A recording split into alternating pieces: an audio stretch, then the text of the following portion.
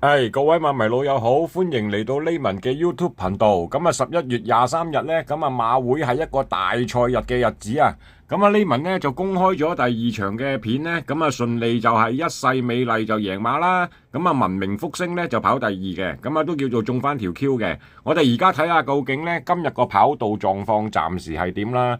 其實呢頭兩段呢都係有啲快嘅，好似頭場 Layman話試閘都好嘅馬寶寶呢一放啊到底嘅。咁啊今日呢擺喺前邊嗰幾隻有實力嘅馬呢，其實都係翻晒嚟嘅喎。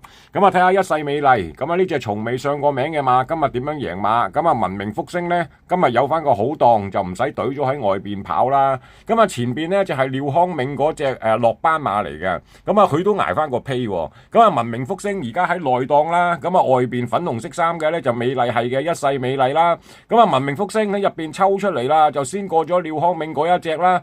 咁啊千杯不醉啊廖康銘嗰隻，咁啊文明福星啊本來又突咗出嚟先噶啦，但係一世美麗呢，就一路係咁打，咁啊賽前就整咗兩課閘呢，咁啊順利同大家呢，就中咗條連贏位啦。咁啊希望馬迷老友呢，今日大賽日呢，都有豐收嘅日子啦。